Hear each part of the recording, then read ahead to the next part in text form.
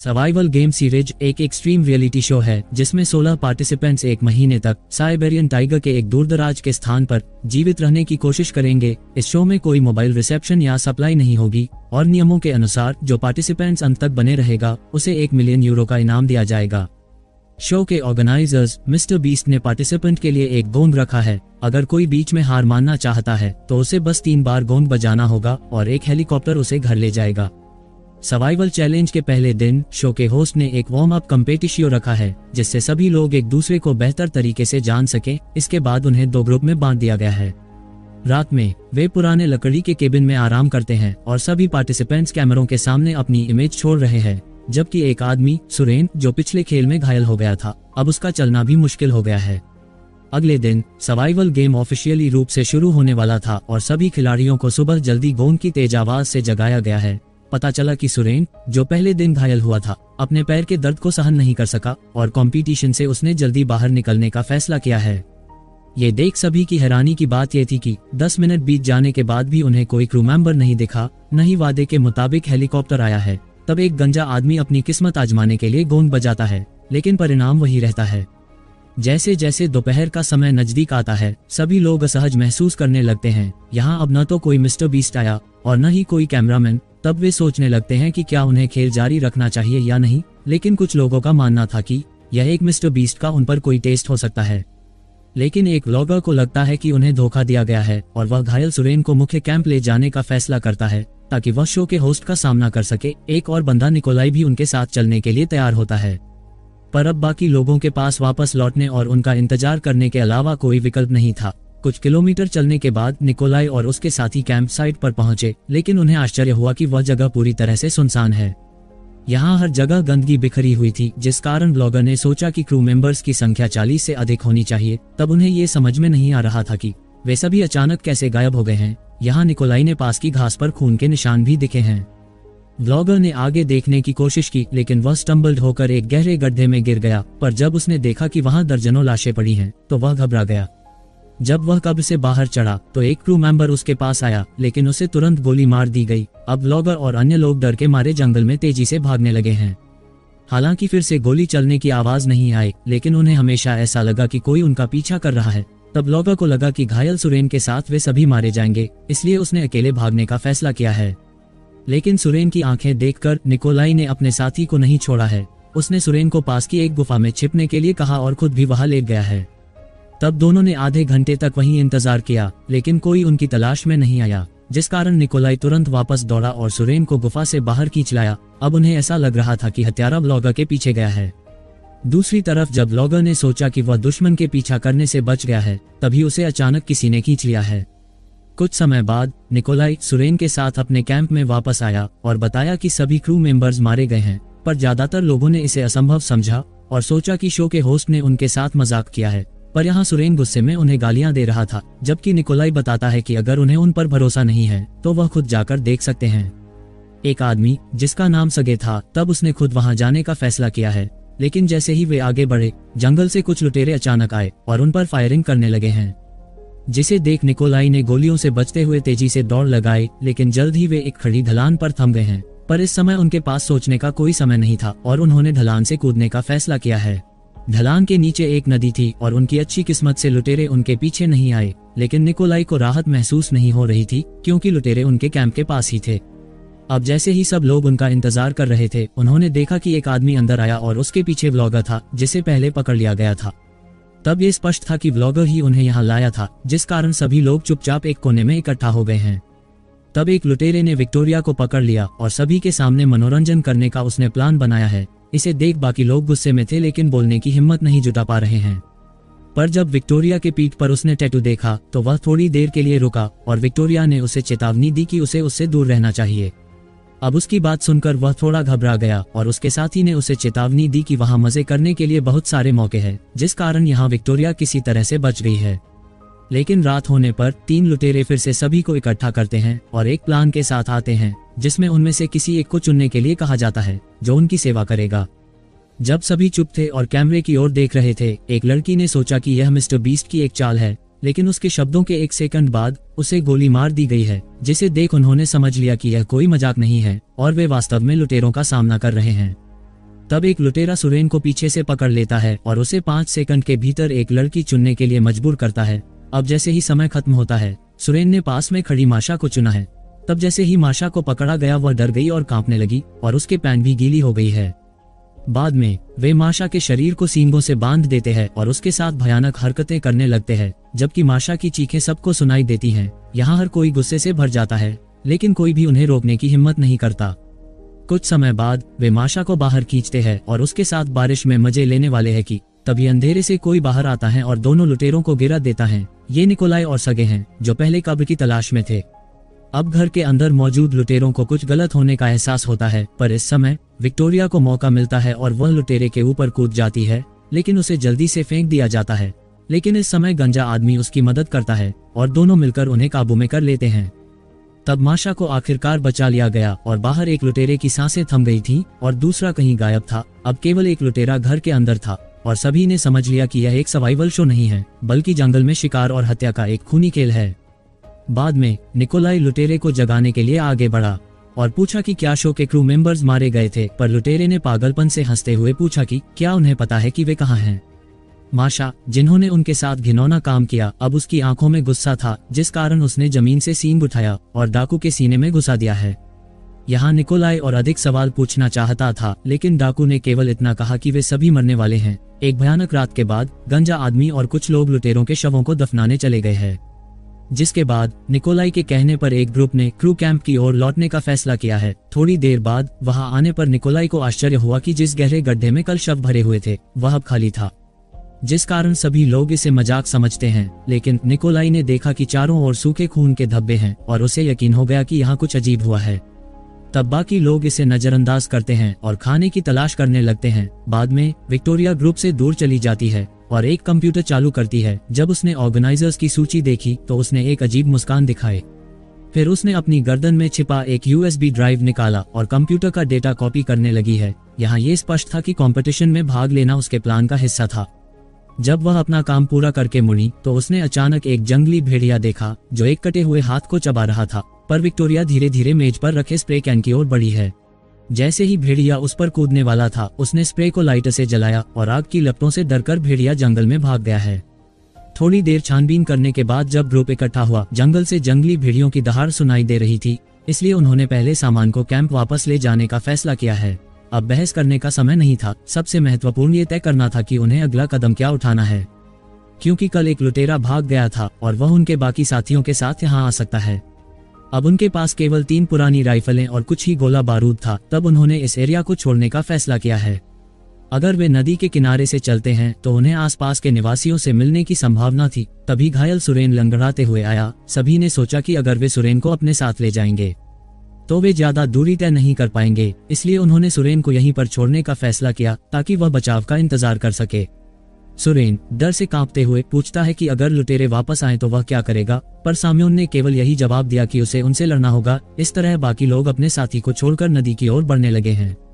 माशा, जो पिछले रात को भुला नहीं पा रही है, उसने अचानक कहा कि वह यहीं रहने वाली है। अब वे 3 लोग, जिनमें निकोलाई भी शामिल है, क्योंकि वह उन दोनों को ऐसे अकेला नहीं छोड़ सकता है। रात में जब निकोलाई और उसके साथी केबिन में सो रहे थे, तभी उनका दूसरा ग्रुप, जो जंगल में बाहर सोने के लिए मजबूर हैं, तभी वे एक भेड़िया के झुंड द्वारा जाग गए हैं। तब जल्द उन्होंने मशालों से भेड़ियों को डराने की कोशिश की, लेकिन कोई फायदा नहीं हुआ, पर गंजा आदमी समय पर गोली चलाकर भेड़ियों को भगा देता है।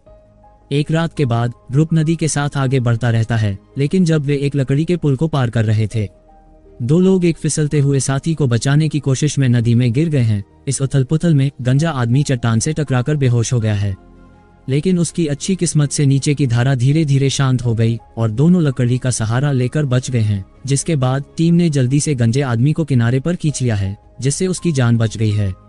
तभी उन्होंने देखा कि एक छोटी लड़की नदी के किनारे एक पेड़ के ठूंठ पर बैठी है। हालांकि वह अजीब वाइब दे रही थी। सभी ने उसका पीछा किया और आधे घंटे बाद वे एक गांव में पहुंचे, जिस कारण उन्हें राहत महसूस हुई है। गांव के लोग यहाँ मिलनसार लग रहे थे और जब भी वे किसी से मिलते तो उनको नमस्ते करते थे। जल्द ही छोटी लड़की उन्हें गांव के बुजुर्ग मुखिया के पास ले गई, जिसने उनका स्वागत किया है। पर गंजा आदमी भूखा था और पहले कुछ खाना चाहता है, लेकिन मुखिया उसे मना कर देता है। वह कहता है कि साफ होने के बाद ही वे खाने का आनंद ले सकते हैं। हालांकि उन्हें यह थोड़ा अजीब लग रहा था, फिर भी सभी खुद को साफ करने के बाद लोग खाने की मेज के चारों ओर इकट्ठा हुए हैं। तब गांव के मुखिया ने सभी के लिए एक ब्रेड को तैयार किया है। यहाँ वे थोड़े निराश थे, लेकिन उनकी भूख ने ब्रेड को कुछ ही मिनटों में गायब कर दिया है। जिसके बाद गंजा आदमी मुखिया से कहता है कि कुछ मांस खाने को मिलता तो बढ़िया होता, और गांव के मुखिया ने गंजे आदमी को बताया कि चिंता न करें, मांस जल्द ही आएगा। जैसे ही उसने ये कहा, सभी लोग चक्कर खाकर टेबल पर बेहोश हो गए हैं। तब यहाँ ऐसा लगता है वे लोग खुद शिकार हो गए हैं। जब वे फिर से जागे तो उन्होंने पाया कि वे एक बड़े गहरे कुएं में हैं। तब साम्योन ने मुस्कुराते हुए कहा कि इस कुएं में मांस जल्द मिल सकता है, जिसके बारे में मुखिया बात कर रहा था। तब सगे मदद के लिए चिल्लाया, लेकिन इस अलग थलग मानव भक्षक गांव में उनकी मदद करने वाला कोई नहीं था। लेकिन उन्होंने जीवित रहने की उम्मीद नहीं छोड़ी और ऊपर चढ़ने की कोशिश की, लेकिन कुआं अब भी ऊंचा था, जिस कारण और वे कई बार नीचे आ रहे थे। बाद में विक्टोरिया ने सभी को चेतावनी दी कि इस समय सबसे महत्वपूर्ण बात ऊर्जा को बचाना है। सैंड्रा एक एक्ट्रेस, उसने कहा कि वह एक प्रसिद्ध सेलिब्रिटी है और अगर उन्हें छोड़ दिया गया तो वह किसी भी शर्त को मानने के लिए तैयार है। हैरानी के लिए ऊपर से किसी ने जवाब दिया और केवल सैंड्रा को ऊपर आने की इजाजत थी। थोड़ी देर बाद एक रस्सी की सीढ़ी नीचे की गई है। यहाँ जाते वक्त सैंड्रा ने वादा किया कि वह किसी भी कीमत पर सभी को बचाएगी, लेकिन एक पूरा दिन बीत गया और कुएं के ऊपर से कोई हलचल नहीं हुई, जिस कारण अब टीम उम्मीद छोड़ चुकी है। रात में विक्टोरिया ने जमीन से एक मोटा अर्थवर्म निकाला, उसे लार से गीला किया और बिना हिचकिचाहट के अपने मुंह में डाल लिया है। पर बाकी लोगों के पास भूख को सहन करने के अलावा कोई चारा नहीं है। अगली सुबह गांव वालों ने रस्सी के साथ एक बड़ा लोहे का बर्तन नीचे लटकाया। जब गंजे आदमी ने उसे देखा तो वह खुशी से लगभग रो पड़ा है, लेकिन लोहे की अंगूठी और मांस में सुनहरी बालों ने सभी को दूर रहने के लिए मजबूर कर दिया, क्योंकि वे जानते थे कि ये सब सैंड्रा की चीजें थीं। पर गंजा आदमी हालांकि बेखबर था और मांस का एक टुकड़ा चबाते हुए जोर देकर कह रहा था कि यह सुअर का मांस है। सगे, जो उसकी बकवास सुनकर गुस्से में फट पड़ा और फिर लोहे के बर्तन से गंजे को तब तक पीटा जब तक उसका शरीर कांपने न लगे। सिन फिर से दूसरी तरफ मुड़ता है। माशा एक दयालु लड़की, जिसे पहले लुटेरों ने शिकार बनाया था, पर अब उसने पहले ही सुरेन को माफ कर दिया है, जिसने उसे उस खतरे में डाल दिया था। पता चला कि माशा एक चच परिवार में बड़ी हुई थी और कभी भी किसी अनजान आदमियों के साथ नहीं रही थी। रात में जब माशा खिड़की के पास सो रही थी, उसे लगा कि कोई उसे चुपचाप घूर रहा है। जब उसने ध्यान से देखा तो वह वही लुटेरा था जिसे उसने सींग से मारा था। उस दिन के बाद से वह कई बार उसे दिखाई देने लगा है। चाहे दिन हो या रात, वह हमेशा उसे गुस्सेल भरी आंखों से घूरता रहता है। अब माशा पूरी तरह से टूट गई है, क्योंकि उसे यकीन था कि वह आदमी उससे बदला लेना चाहता है। इसलिए उसने खुद की रक्षा के लिए हथियारों की तलाश शुरू कर दी।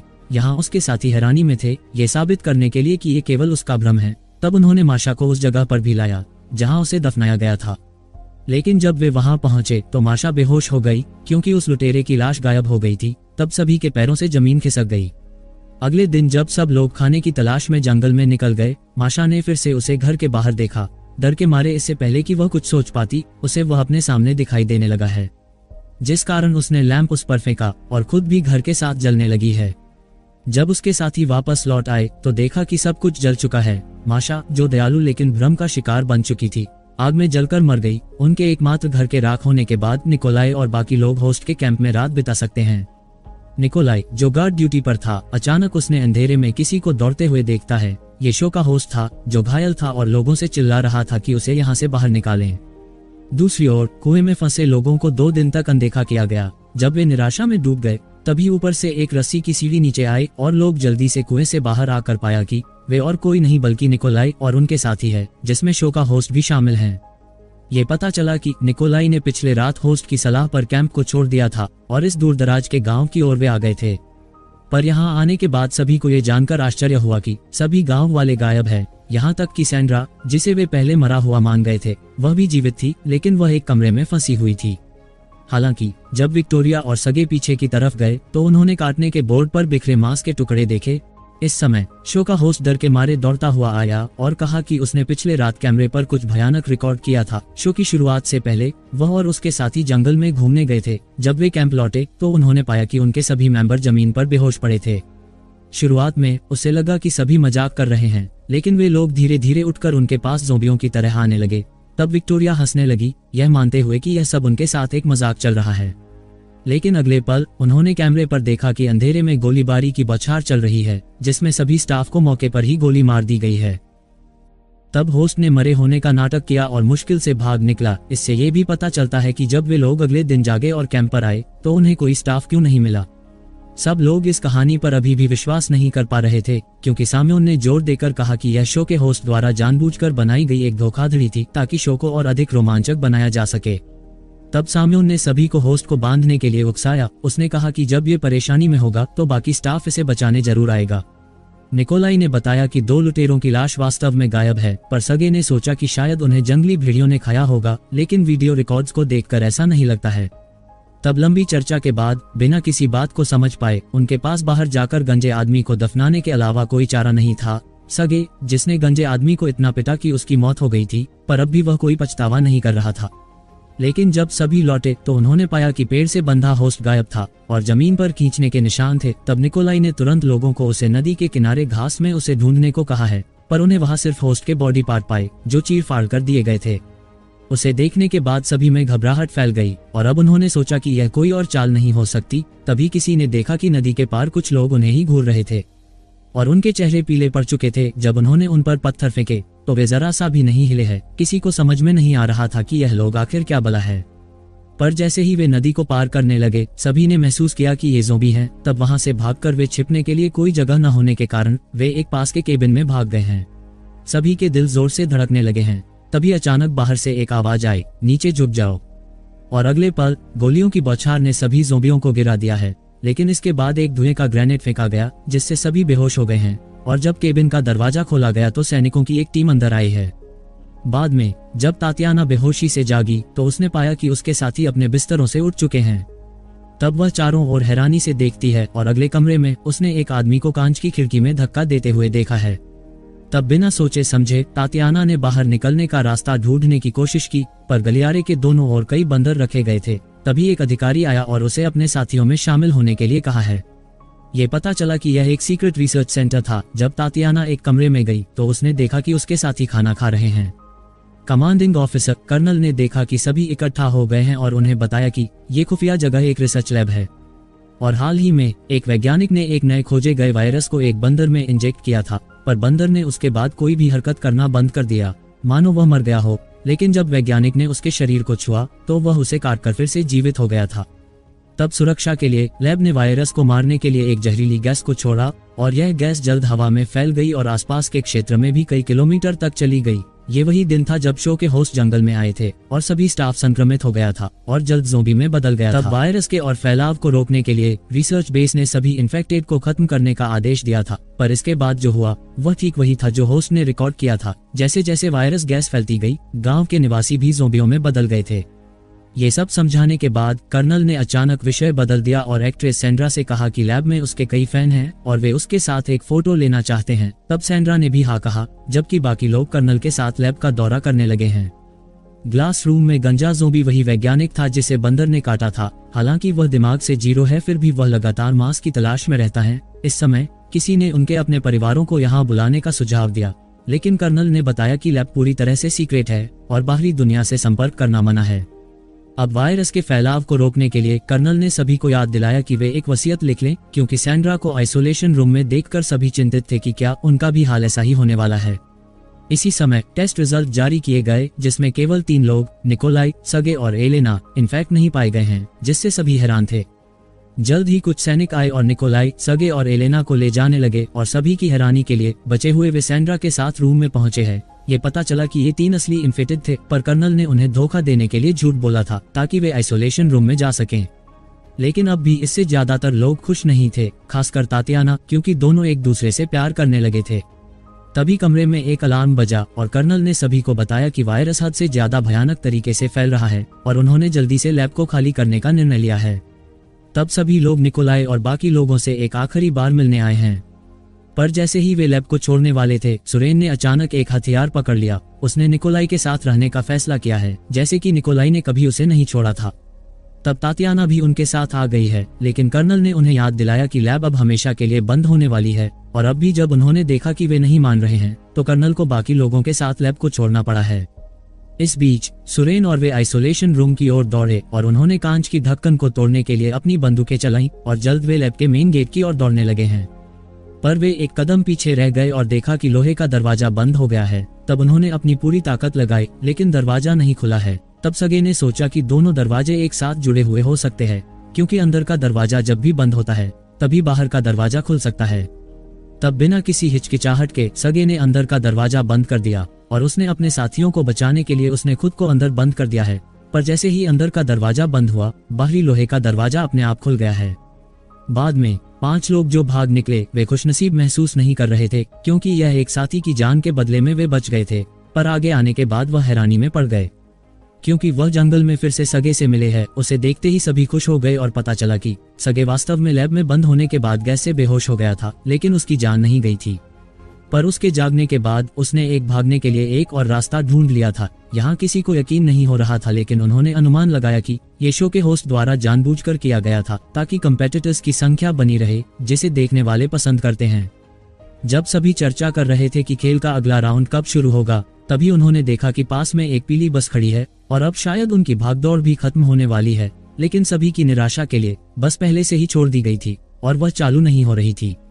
लेकिन इसके अंदर थोड़ा खाना था, जिससे उन्हें थोड़ी राहत मिली है। जब सगे लकड़ी इकट्ठा करने वापस आया तो उसे अचानक अपने हाथ में दर्द महसूस हुआ। तब उसने अपनी आस्तीन चढ़ाई और देखा कि वहाँ एक सुई का निशान था। यह उसने तब लिया था जब वह गैस से बेहोश होने वाला था। पर सगे ने किसी को यह नहीं बताया। जैसे ही वह पैनिक होने लगा, उसने जंगल में एक छिपी हुई लकड़ी की नाव खोजी और इसके जरिए वे नदी से होकर इस जगह से भाग सकते थे। तभी नदी पर कोई दिखाई दिया, जिस कारण सभी ने लकड़ी की नाव को नीचे रख दिया और छिप गए हैं। जब उन्होंने छोटी नाव डॉक की तो 3 लोग एक बक्सा लेकर किनारे पर आए हैं।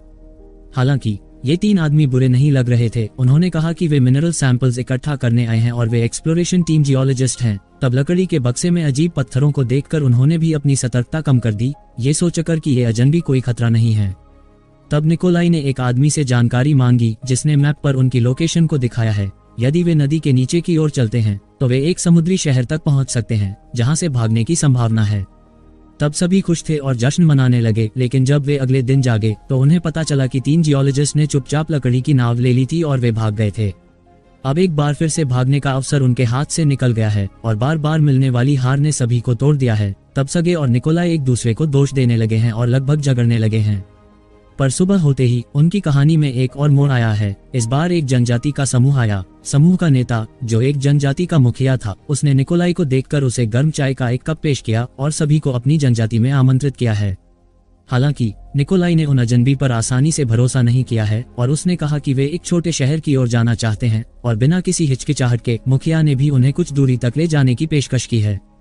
पर मुखिया ने अचानक पूछा कि क्या उन्होंने 3 चोरों को देखा है जिन्होंने जनजाति का सोना चुराया था। तब निकोलाई को तुरंत एहसास हुआ कि वह टीम जियोलॉजिस्ट का जिक्र कर रहा है। अब जैसे ही निकोलाई इनकार करने वाला था, मुखिया के लोग चोरों द्वारा छोड़ी गई टूटी नाव को खोज लेते हैं, जिस कारण अब सभी मुश्किल में थे और अपनी बेगुनाही साबित नहीं कर पा रहे थे। तब मुखिया ने जोर देकर कहा कि निकोलाई और उसके लोग चोरों के साथी हैं और अब उसने उनसे चुराए गए सोने की मांग की है। अब अगर कुछ भी बोला जाए तो मरने का खतरा बढ़ने वाला था, जिस वजह से सगे ने कुछ सोचते हुए कहा कि वह चोरों को जानता है और वह उनका सोना वापस दिला सकता है। तब मुखिया ने उन्हें एक मौका देने का फैसला किया और 3 महिलाओं को बंदी बनाया गया, जबकि निकोलाई, सगे और लंगड़े को नाव में सोना वापस लाने के लिए शामिल किया गया है। तब मुखिया ने अपने बेटे को उनकी निगरानी के लिए भेजा ताकि कोई भागने की कोशिश न कर सके। पर अचानक सैंड्रा, जो गाड़ी में बंद थी, झांक कर बोली कि सुरेन की पैर पर चोट है, जिस कारण उसे यहीं रहने दिया जाए और वह उनके साथ जाने की बात करती है।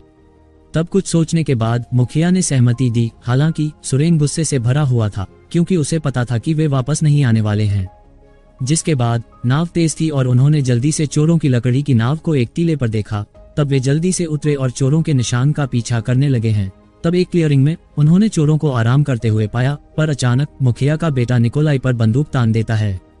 ये पता चला कि वह पहली बार शहर गया था, जहां उसने शहर का रंगीन माहौल देख वह हैरान हो गया था। इसलिए उसने चोरों के साथ मिलकर जनजाति का सोना चुराने की साजिश की थी। तब गुस्से में निकोलाई और उसके साथियों ने चोरों पर हमला किया, क्योंकि उन्हें सोना वापस लाना था, वरना उनके साथी मारे जाने वाले हैं। तब सैंड्रा भी उन पर टूट पड़ी है। हालांकि हथियार लेने के दौरान निकोलाई ने गलती से बंदूक चला दी, जिससे सैंड्रा की कंधे में गोली लग गई है, जिसे देख सगे तुरंत गुस्से में आया और मुखिया के बेटे से हथियार छीन लिया और बिना दया के 2 चोरों को गोली मार दी है। तब निकोलाई तुरंत जंगल में भागा और बाकी चोर को पकड़ने के बाद वह सोने को भी उनसे छीन लेता है। लेकिन जब निकोलाई अपने साथियों के पास लौटा तो सगे ने अपना मन बदल लिया है। तब वह सैंड्रा को शहर के अस्पताल ले जाना चाहता था, जबकि इसके अलावा मुखिया का बेटा अब मर चुका था और उनके दोस्त की रिहाई के लिए उसे साथ होना जरूरी था। तब निकोलाई वहां छोड़ चुके किसी भी साथी को खोना नहीं चाहता था। बातों ही बातों में अचानक सैंड्रा ने निकोलाई को एक भारी वार से बेहोश कर दिया है, क्योंकि उसके घर में एक बेटी थी और वह यहाँ बेकार में मरना नहीं चाहती थी। सोने को पैक करने के बाद सगे और सैंड्रा शहर की ओर चल पड़े हैं। थोड़ी देर बाद उन्हें आराम करना पड़ा है और सगे ने अपने हाथ पर एक इन्फेक्शन का घाव दिखाया है। ये पता चला कि अस्पताल जाने की उसकी जिद का एक हिस्सा खुद का इलाज भी करना था, पर जैसे ही वे ढलान से नीचे उतर रहे थे, सैंड्रा ने अपना संतुलन खो दिया और वह पहाड़ी से गिर गई है। तब सगे ने उसके घावों की जांच की और पाया कि उसका दर्द मौत से भी बदतर है, जिस कारण उसने सैंड्रा के हाथ को पकड़ा, ये सोचते हुए कि उसे दुख से मुक्त करना ही एक आखिरी रास्ता बचा है। इस बीच निकोलाई भी वहां आया और जो भी हो रहा था उसे देखकर वह हैरान रह गया है। तब गुस्से में सगे ने एक गन उठाई, लेकिन पाया कि उसमें गोलियां नहीं थीं, जिस कारण दोनों एक दूसरे के साथ अपनी पूरी ताकत से लड़ने लगे हैं। इस भयानक लड़ाई में दोनों एक दूसरे को तब तक मारते रहते हैं जब तक निकोलाई एक पेचकश निकालकर सगे के सीने में नहीं घुसा देता है। जब निकोलाई ने देखा कि सगे मर रहा है तो उसे कोई खुशी नहीं हुई, बल्कि पछतावे में अपनी निराशा को बाहर करने के लिए उसने एक चीख निकाली है। जब निकोलाई सोने के साथ कैंप में लौटा तो उसके साथियों ने उसे बताया कि मुखिया अपने लोगों के साथ पहले ही जा चुका था। ये सुनकर निकोलाई को तब एहसास हुआ कि जो सोना वह लाया था वह केवल एक बेकार पत्थर था और यह सब मुखिया द्वारा बिछाई गई एक जाल थी। इस खेल में कंपेटिटर जैसे कठपुतलियां थे जिन्हें जानबूझकर एक दूसरे को मारने के लिए उकसाया गया था। तब निकोलाई ने उन घटनाओं के बारे में सोचा जो उनके साथ हुई थी, जैसे कि ज़ोंबीज का आना, लुटेरे, सीक्रेट लैब और यह जनजाति कबीला। ये सब कोई संयोग नहीं था। वहीं कर्नल की निगरानी में विक्टोरिया और बाकी लोगों को यह नहीं पता था कि वे अभी भी खेल का हिस्सा हैं। जब वे एक सुरंग में पहुंचे तो अचानक एक विस्फोट हुआ है और जब विक्टोरिया बेहोशी से जागी तो उसने देखा कि कोई शवों को हिला रहा है। जब वह अपने साथियों के साथ फिर से मिली तो उनके साथ केवल एक सैनिक था और एक कंपेटिटर, उनमें एक लड़की मरीना गायब थी, जिस कारण साम्योन ने कहा कि वह अभी भी जीवित होनी चाहिए, लेकिन उन्हें नहीं पता था कि वह कहाँ है।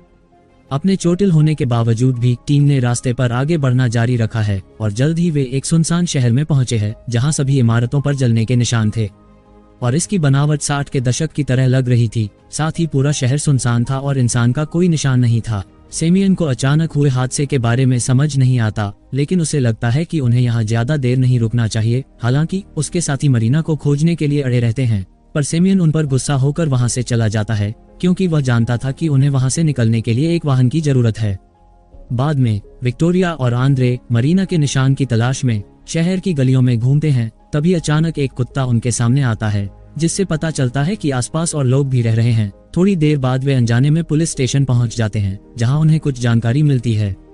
आंद्रे को एक लॉग बुक मिलती है जिसमें लिखा है कि 26 अप्रैल 1992 को एक रिसर्च बेस में विस्फोट हुआ था, जिससे न्यूक्लियर रेडिएशन और जहरीली गैस का रिसाव हुआ था, जिस कारण पूरे शहर को खाली करना पड़ा था। तब विक्टोरिया को एक वांटेड क्रिमिनल बूचर के बारे में भी जानकारी मिलती है। इस बीच मरीना बेहोशी से जागती है और खुद बंधा हुआ पाती है। तभी एक बड़ा हट्टा कट्टा बूचर हमें वहां दिखाई देता है, जिसे देखने पर मरीना बेहोश होने का नाटक करती है, लेकिन जब उसे पास के बिस्तर से मांस काटने की आवाज सुनाई देती है तो वह डर से चिल्ला उठती है। लेकिन बूचर उसकी ओर ध्यान नहीं देता और अपना काम पूरा करने लगता है। तब मरीना मौका पाकर भागने की कोशिश करती है। वह बूचर को जोर से लात मारती है और फिर एक खिड़की तोड़कर बाहर निकल जाती है। जल्द बूचर उसे पकड़ने की कोशिश करता है, लेकिन वह एक स्टील पाइप पर गिरकर बेहोश हो जाता है। जिसके बाद मरीना शहर की ओर बढ़ती है और विक्टोरिया और अपने बाकी लोगों के साथ मिल जाती है। तब मरीना की कहानी सुनकर विक्टोरिया समझती है कि वह आदमी वही बूचर है जिसे पुलिस ने वांटेड किया था। पता चलता है वह पहले एक सर्जन था, लेकिन अपनी पत्नी की दुखद मौत के बाद वह पागल हो गया और लोगों को मारने में उसे खुशी महसूस होने लगी है। तब सभी लोग मरीना की कहानी सुनकर डर जाते हैं और सहमत होते हैं कि उन्हें इस जगह से जल्द निकलना चाहिए।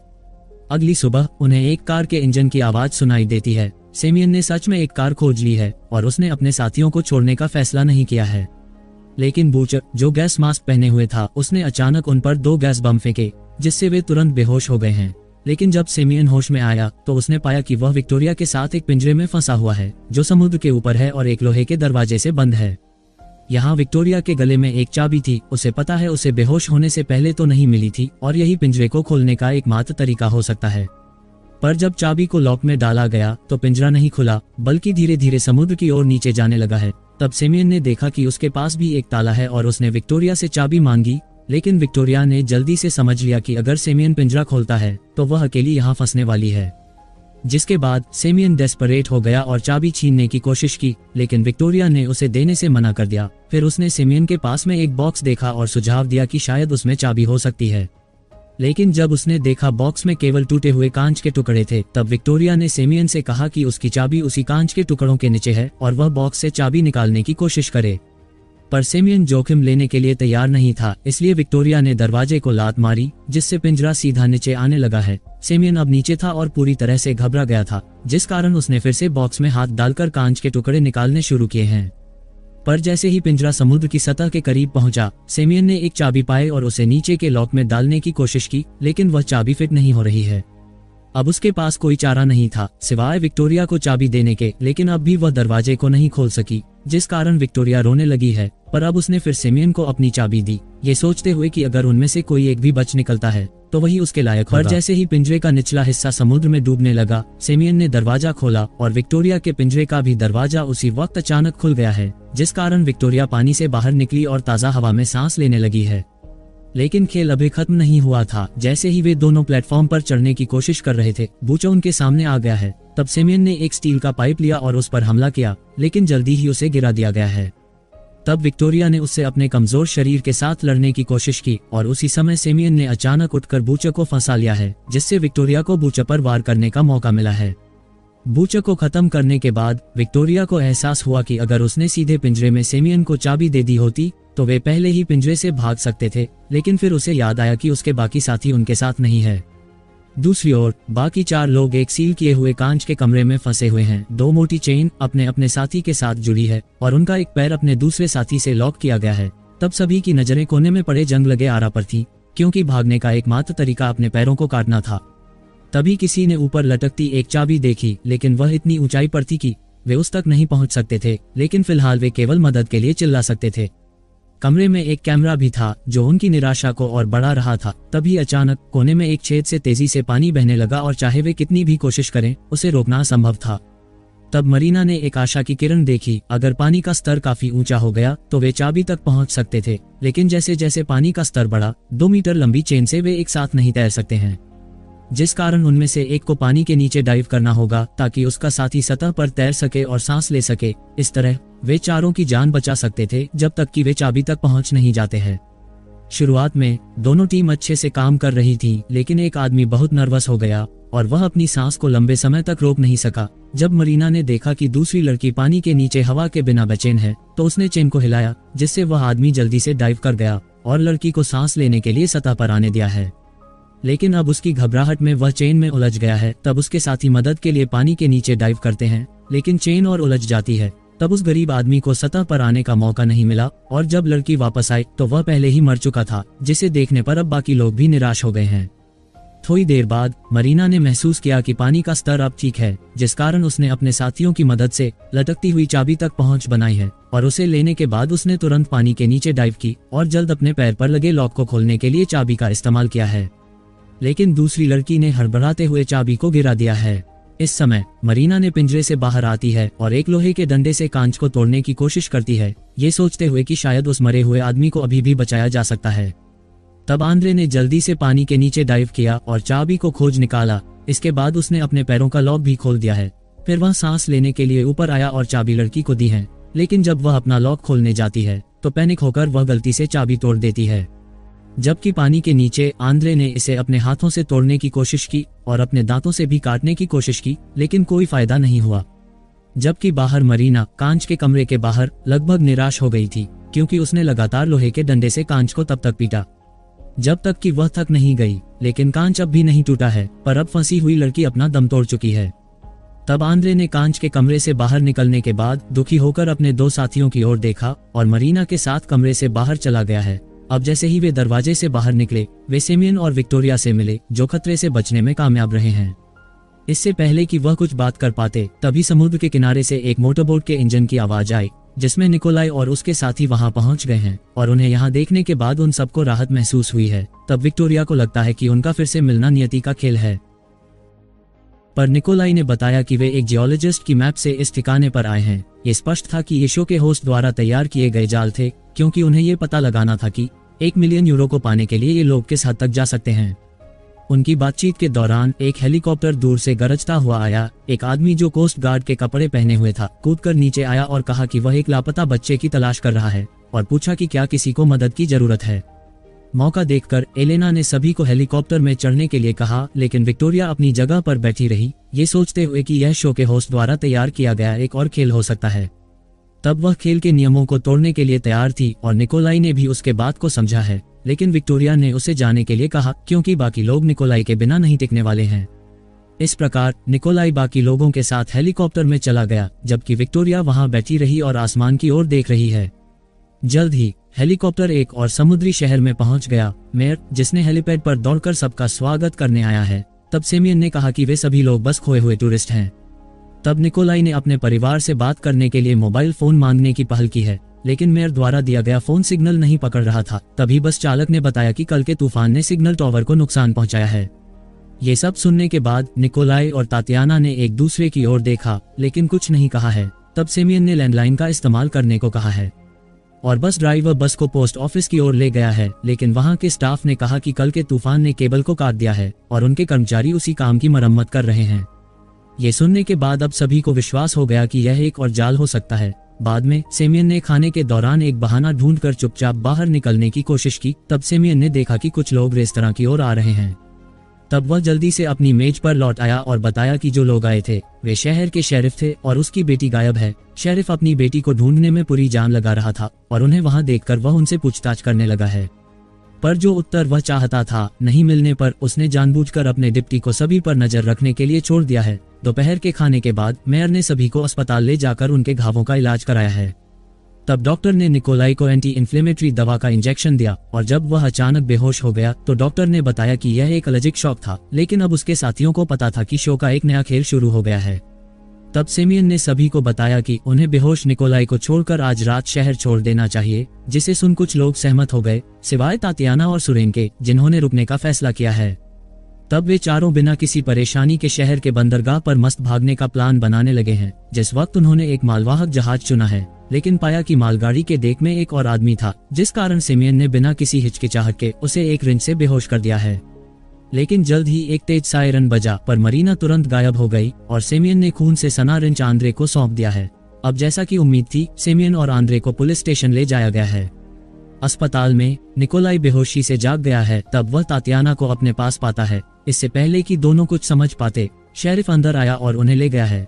अब सेमियन और उसके भागने की कोशिश ने उन्हें भी फंसा दिया है।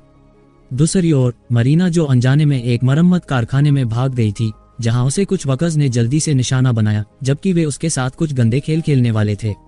इससे पहले कि खेल शुरू हो सके, विक्टोरिया अचानक एक हथियार के साथ बाहर आई, जिस कारण वकर भाग गए हैं। पर यहाँ मरीना विक्टोरिया की अचानक आने से हैरान थी, पर विक्टोरिया ने उसे बताना शुरू किया कि सभी से बिछड़ने के बाद विक्टोरिया पिछले डॉक वेयरहाउस में लौट आई थी, जहां एक ऑफिस में उसने 2 कंप्यूटर स्क्रीन देखी थी और स्क्रीन पर वही चल रहा था जिस खेल ने उन्हें लगभग मार डाला था। तब विक्टोरिया की शंकाएं सही साबित हुई। सभी पार्टिसिपेंट की निगरानी शो की टीम द्वारा की जा रही थी। हालांकि उसे यह नहीं पता था कि वह मरीना को खतरे में पाकर वहां पहुंचेगी। जब दोनों एक दूसरे से मिल रही थी, तभी उनके पीछे बंदूक के साथ जो आया वह डिप्टी था, जिसने उन्हें डॉक से ट्रैक किया था। तब डिप्टी ने विक्टोरिया के हथियार को छीन लिया और पूछा कि क्या वे भी पार्टिसिपेंट हैं। दूसरी ओर आंद्रे, जिसे सेमियन ने हत्या का आरोपी बनाया था, शेरिफ जानना चाहता था कि उनकी टीम कहां से आई थी और क्या उनकी रातों रात भागने की कोशिश का लापता बच्ची से कोई संबंध था। तब आंद्रे पूरी तरह से निराश था, क्योंकि उसे लापता बच्चे के बारे में कुछ नहीं पता था। जिसके बाद सभी लोगों को एक जगह पर लाया गया। तब वे ये सुनकर चौंक गए कि डिप्टी एक सर्वाइवल गेम के बारे में बता रहा है। तब डिप्टी ने एक कहानी उन्हें बताई है, जब वह पिछले गर्मियों में मछली पकड़ने गया था, जहां उसने 3 लोगों से मुलाकात की थी जो विक्टोरिया की तरह कपड़े पहने हुए थे।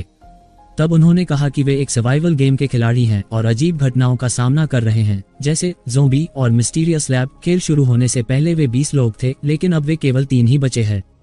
कुछ महीनों बाद स्थानीय लोगों ने जंगल में 3 में से 2 की लाशें देखी, पर जब उसने सुरक्षा कर्मियों से संपर्क करने की कोशिश की तो उसने पाया कि उनकी पहचान सभी नकली है। तब विक्टोरिया ने बेचैन होकर पूछा कि क्या मरने वालों में एक लड़की थी जिसकी पीठ पर टैटू था। तब डिप्टी ने कुछ पल सोचा और बताया कि जिन 2 की मौत हुई थी वे आदमी थे और टैटू वाली लड़की का उसे कोई पता नहीं था। तब विक्टोरिया अनजाने में रोने लगी है और यह पता चला कि टैटू वाली लड़की उसकी छोटी बहन थी और इस कंपटीशन में भाग लेने का उसका कारण अपनी लापता बहन को ढूंढना था। पर इसे सुनकर मरीना गुस्से से भर गई है, क्योंकि जब विक्टोरिया ने शुरू से ही जान लिया था कि यह एक जानलेवा खेल है, फिर भी उसने किसी और को क्यों नहीं बताया। अगर बता दिया होता तो आज वे लोग भी जिंदा होते। तब डिप्टी ने उसे शांत करने की कोशिश की, ये कहते हुए कि उसका एक दोस्त है जिसके पास एक विमान है जो सभी की इस खेल से निकलने में मदद कर सकता है। लेकिन इस समय मरीना किसी पर भरोसा नहीं कर सकती थी, जिस कारण उसने डिप्टी पर बंदूक तान दी और गोली चला दी है। अपार्टमेंट से बाहर निकलने के बाद वह सीधे शहर के पोस्ट ऑफिस गई, जहां उसने स्टाफ से अपनी मां से मॉस्को में संपर्क करने के लिए कहा। थोड़ी देर बाद उन्होंने उसे बताया कि कॉल कनेक्ट हो गई है, पर जब मरीना ने रिसीवर उठाया तब उसे एहसास हुआ कि उसे धोखा दिया गया है।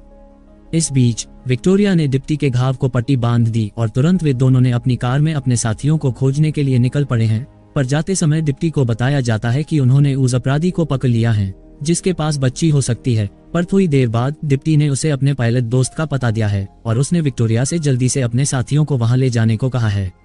इस बीच शेरिफ मरीना को वापस स्टेशन में लाता है। तब शेरिफ ने फिर पिंजरे को खोला और आंद्रे को पूछताछ करने लाने के लिए कहा है, पर अचानक आंद्रे ने टेबल पर रखी गन उठाई और शेरिफ को धमकी दी कि मरीना को छोड़ दे। ठीक उसी समय स्टेशन में फोन बजा और ये शेरिफ की बेटी थी। तब अपनी बेटी की आवाज सुनकर शेरिफ खुश हो गया क्योंकि उसे बचा लिया गया है।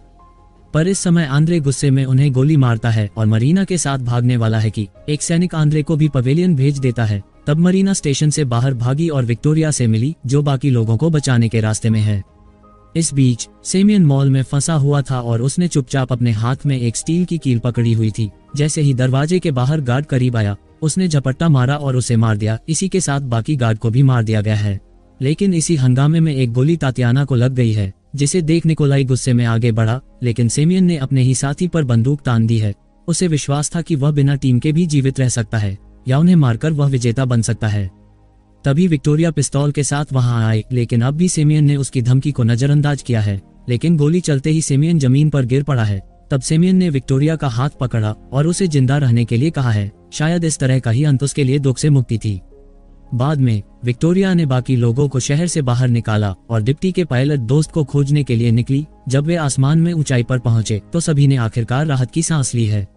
लेकिन अगले दिन जब विक्टोरिया जागी तो उसने देखा कि हुतिया पायलट कॉकपिट से गायब हो गया है, जिससे साफ पता चलता है कि वे फिर से खेल के जाल में फंस गए हैं।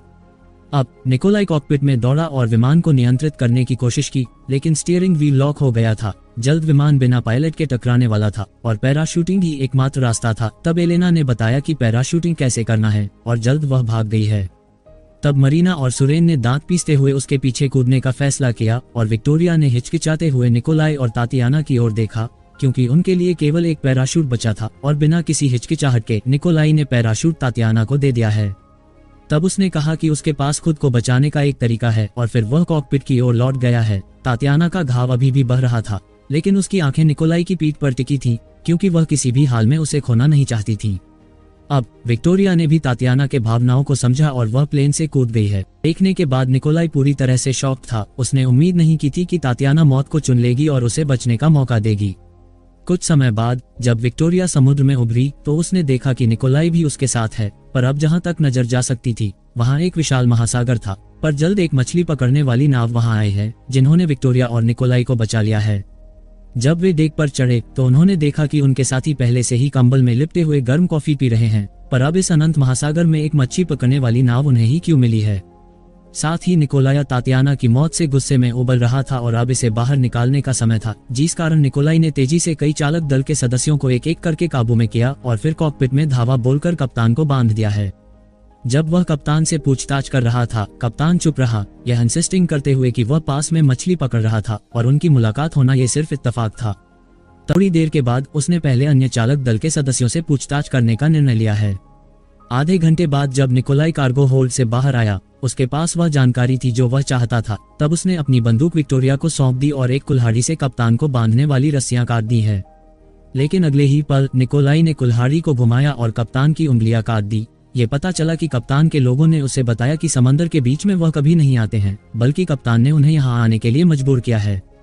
अब निकोलाई ने जब पूछा कि वह सब कुछ सच बता दे तो उसने फिर से कुल्हाड़ी उठाई और अपनी जान को जोखिम में देखकर कप्तान ने उन्हें बताया कि इस जहाज पर कहीं कैमरे छिपाए गए हैं और शो के होस्ट ने उन्हें काफी पैसा दिया है और किसी भी जानकारी का खुलासा न करने को कहा है, जिस कारण वह होस्ट के कहने पर उन सभी को समंदर से बचाता है।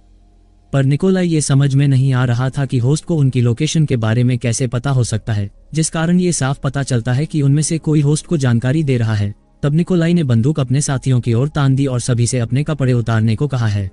लेकिन विक्टोरिया ने बंदूक छीन ली और निकोलाई को याद दिलाया कि उसे शांत रहना चाहिए, क्योंकि यह शायद अब वही हो रहा था जो शो के होस्ट देखना चाहते हैं। अगले दिन सुबह की पहली किरण में मछली पकड़ने वाली नाव ने बंदरगाह पर डॉक नहीं किया, बल्कि किसी दूसरी बंदरगाह पर वे आए हैं, जो होस्ट की निगरानी से बचने का एकमात्र तरीका था। पर जैसे ही वे कुछ आवश्यक सामान लेने गैस स्टेशन पहुंचे हैं, टीवी पर एक समाचार रिपोर्ट दिखाई दी कि निकोलाई और उसकी टीम एक पुलिस अधिकारी की हत्या करके भाग गई है। रात में उन्होंने छिपने के लिए एक पुराना थिएटर पाया है और कुछ खाना लेने के बाद एलेना ने कहा कि क्या किसी के शरीर में ट्रैकिंग चिप लगाई गई हो सकती है। अब सुरेन की टांग पर एक सिला हुआ घाव था और कुछ सोचने के बाद निकोलाई ने सुरेन के घाव को खोलने का तय किया है। पर इस समय सुरेन घबरा गया और लंगड़ाते हुए भागने की कोशिश की, लेकिन वह गिर गया और एक स्टील पाइप उस पर गिरकर वह तुरंत मर गया है, जिसे देखने के बाद सभी लोग सदमे में पीछे हट गए हैं। कुछ समय बाद उसने एक खून से सनी ट्रैकिंग चिप को आर्मरेस्ट पर रखा है और यह पता चला कि सुरेन वास्तव में गद्दार था, जिसे देखने के बाद निकोलाई क्रोध से भर गया और उसने चिप को तोड़ने के लिए अपनी बंदूक उठाई, लेकिन विक्टोरिया ने उसे रोक दिया है, क्योंकि चिप को उनके पास रखना होस्ट को यह विश्वास दिला सकता था कि वे अभी भी उसके जाल में फंसे हुए हैं। कुछ समय बाद ग्रुप ने एक ट्रक पाया और वे चुपचाप मास्को लौट आए हैं। वहां उन्होंने मरीना के बॉयफ्रेंड से चुपचाप मुलाकात की, जो एक प्रसिद्ध मीडिया कंपनी में एग्जीक्यूटिव पोजीशन पर था। तब उन्होंने उम्मीद की कि वह शो के होस्ट समेत उसके लोगों को उजागर कर सकता है, लेकिन मरीना को देखकर उसका बॉयफ्रेंड चौंक गया है, क्योंकि जब वे उसके घर लौटे और टीवी चालू किया तो उन्होंने देखा कि न्यूज ने आधे महीने पहले बताया था कि सभी पार्टिसिपेंट और सर्वाइवल गेम का स्टाफ एक विमान दुर्घटना में मारे गए हैं। हालांकि उन्हें पता है कि इस खेल को चलाने वाले लोग काफी स्मार्ट है, पर अभी सभी के लिए छिपे रहना सबसे अच्छा था, नहीं तो वे किसी भी समय खतरे में पड़ सकते थे। विक्टोरिया शो में शामिल होने का उसका मुख्य कारण अपनी लापता बहन को खोजना था। तब उसने पहले ही कैंप में शो की टीम से डेटा कॉपी किया था, जिसमें उसकी बहन का एक इंटरव्यू वीडियो था, लेकिन उसकी गायब होने के बारे में कोई सुराग नहीं था। पर विक्टोरिया को विश्वास था कि वह केवल खेल में भाग लेकर ही अपनी लापता बहन को ढूंढ सकती है। इस बीच एलेना बाथटब में बैठकर अपनी टांग के घाव का इलाज कर रही थी। ये पता चला कि ट्रैकर चिप सुरेन की टांग से नहीं बल्कि एलेना की टांग से निकाली गई थी, और हमें ये पता चलता है कि टीम में गद्दार कोई और नहीं बल्कि एलेना ही है। अगले दिन मरीना को चिंता थी कि उसकी मौत की खबर उसकी मां पर असर डालेगी, जिस कारण वह घर जाकर अपनी मां की स्थिति की जांच करना चाहती थी। तभी एलेना ने उसके साथ जाने की पेशकश की, लेकिन जब मरीना अपने घर पहुंची और दरवाजा खटखटाया तो कोई जवाब नहीं आया।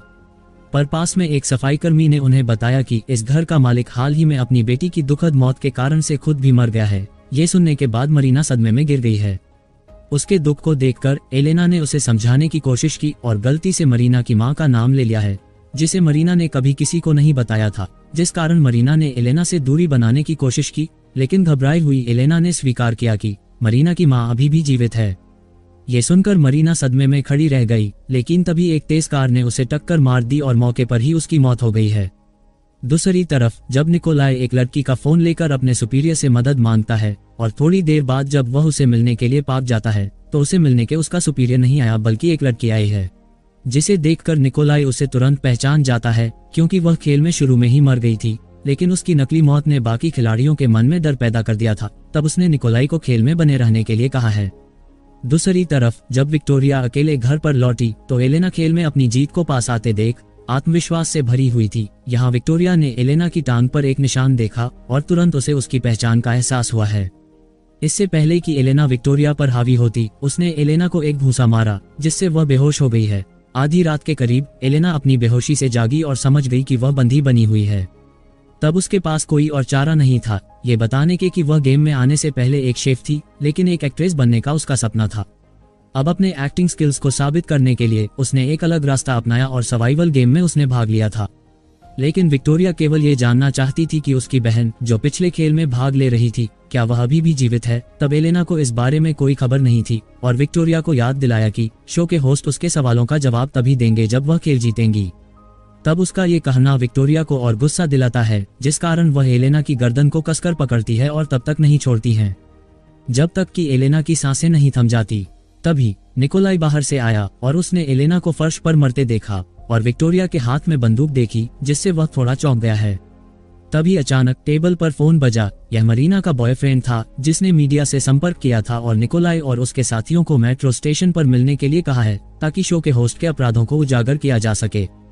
पर अब विक्टोरिया ने बंदूक गिरा दी और निकोलाई की बाहों में रोने लगी है, क्योंकि वह इस खेल से थक चुकी है, जिसमें अब केवल 16 में से वही दोनों बचे हैं। जब निकोलाई और विक्टोरिया तय किए गए मेट्रो स्टेशन पर पहुंचे तो उन्हें अजीब लगा कि आमतौर पर भीड़भाड़ वाली जगह सुनसान थी और स्टेशन के लिफ्ट भी काम नहीं कर रहे थे। तभी अचानक एक मेट्रो ट्रेन धीरे धीरे स्टेशन पर आई, जिसमें से मिस्टर बीस्ट अपने सूटकेस के साथ बाहर निकला है। तब उसको देख निकोलाई और विक्टोरिया ने शांत रहने की कोशिश की और वे केवल इस बात से नाराज थे कि उन्हें इतने सारे लोगों को क्यों मारना पड़ा है।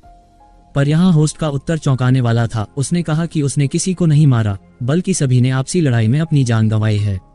फिर मिस्टर बीस्ट ने कहा कि अंतिम मुकाबले का समय आ गया है, क्योंकि वह अब और मिस्टर रोनन की ऑडियंस को बोर नहीं करना चाहता है। तब उसने अपने हाथ में एक सूटकेस खोला जिसमें पैसे नहीं, 2 बंदूकें थीं। ये स्पष्ट था कि यह निकोलाई और विक्टोरिया को एक दूसरे के खिलाफ खड़ा करने के लिए था और इस फाइनल राउंड में उनमें से केवल एक ही जीत सकता है। तब निकोलाई, जो इस खेल को नहीं खेलना चाहता था, वहीं खड़ा रहा और विक्टोरिया को भी ऐसा करने की सलाह दी है। पर अब होस्ट ने खुलासा किया कि विक्टोरिया की बहन अभी भी जीवित है, जिससे विक्टोरिया के पास बंदूक उठाने और खेल खेलने के अलावा कोई चारा नहीं बचा है। अब उसे खेल जीतने के लिए लड़ना था ताकि वह अपनी बहन को ढूंढ सके। लेकिन निकोलाई अजीब तरह से शांत था और उसने विक्टोरिया को अपनी बहन को खोजने के लिए शुभकामनाएं दी है। जल्द विक्टोरिया ने आंखों में आंसू लेकर बंदूक उठाए, लेकिन गोली चलने के बाद विक्टोरिया ही गिर गई है। तब अभी क्या हुआ निकोलाई के कुछ समझ में नहीं आया है। तब होस्ट ने आगे बताया कि असली विजेता वही है जो हमेशा दूसरों की मदद करता रहा है और अपने आप के प्रति सच्चा रहा है, जबकि इस बार विक्टोरिया ने गलत फैसला ले लिया था। तब होस्ट ने निकोलाई को अंतिम विजेता बनने पर बधाई दी, लेकिन निकोलाई ने गुस्से में बंदूक उठाई और होस्ट को गोली मार दी है। पर उसी वक्त निकोलाई ने अपने सामने सब कुछ काला होते हुए महसूस किया है। पता चलता है कि ये बंदूकें इसी मकसद से खास तरीके से बनाई गई थी, जिस कारण वह पीछे से गोलियां चलाती थीं। अगले दिन जब निकोलाई फिर से जागा तो वह एक अस्पताल के बिस्तर पर था, जहां डॉक्टर ने बताया कि शो के होस्ट का विमान दुर्घटनाग्रस्त हो गया था और सभी स्टाफ और कंपेटिटर मारे गए थे, सिवाय निकोलाई के, जो भाग्यशाली था कि बच गया है। हालांकि उसे सिर में चोट लगी थी और उसने अपनी याददाश्त का एक हिस्सा खो दिया है। फिर एक पुलिस अधिकारी ने उसे नई पहचान और एक बैंक कार्ड सौंपा है। बाद में अस्पताल से छुट्टी मिलने के बाद निकोलाई ने बिल को देने के लिए पैसे निकालने का फैसला किया, लेकिन उसे अपने खाते में 1 मिलियन यूरो मिले, जैसा कि मिस्टर बिस्ट ने खेल के पहले दिन वादा किया था। तब स्क्रीन पर एक मैसेज भी आया, congratulations on reaching the 2nd level. बने रहने के लिए लाइक करें, अपने दोस्तों को शेयर करें। मिलते हैं अगले वीडियो में। Thank you.